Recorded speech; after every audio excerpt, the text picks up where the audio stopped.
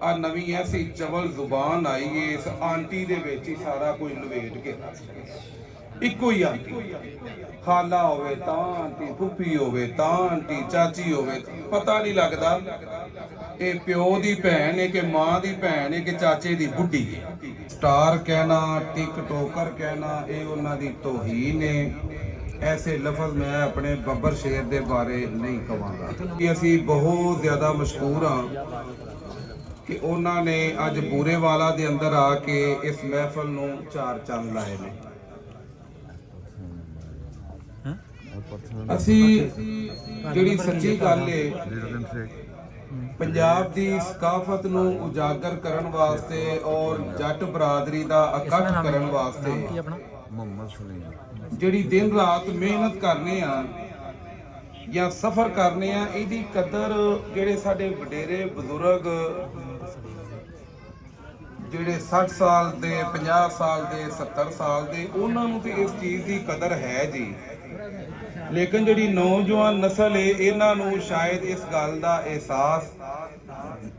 या इस चीज़ की पूरी तरह कदर नहीं जिस तरह असीं ये चीज़ां लैके चल रहे हैं। मिसाल के तौर पर ज़ाहिद इब्राहिम साहब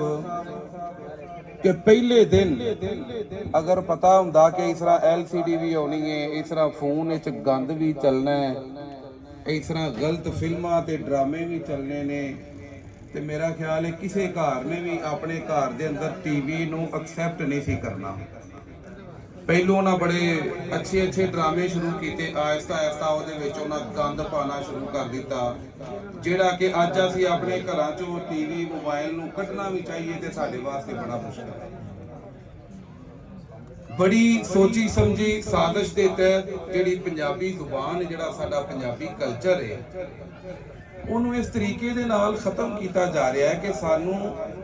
असी पंजाब दे रहन वाले पंजाबी बोलीए ते असी इनबैलेंस गिल्टी फील करने आ और असी समझने आ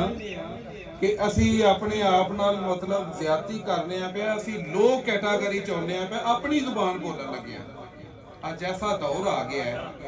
शर्म महसूस कर रहे हैं असी अपनी जुबान। साडे पिंड एक बाबा जी ने आंदे ने हुण पापा आ गया स्वाद ही कोई नहीं आउंदा, जदों लोग अब्बा आंदे सन स्वाद उदों ही आउंदा। अब्बे दा ठट बहुता सी, एड़ा पापा आ गया ना इहदा कोई ठट कोई नहीं रह गया। और गल ठीक है, फुफो नूं फुफो कहना खाला नूं खाला कहना आ नवी ऐसी चवल जुबान आई है इस आंटी दे विच ही सारा कोई लवेट के इको ही आंटी खाला होवे तां आंटी फुफी होवे तां आंटी चाची होवे पता नहीं लगता ये प्यो दी भैन है कि मां दी भैन है कि चाचे दी बुढ़ी है, समझ ही नहीं आती। इको आंटी च हर शै लवेटा पै गया। कौमी जुबान उर्दू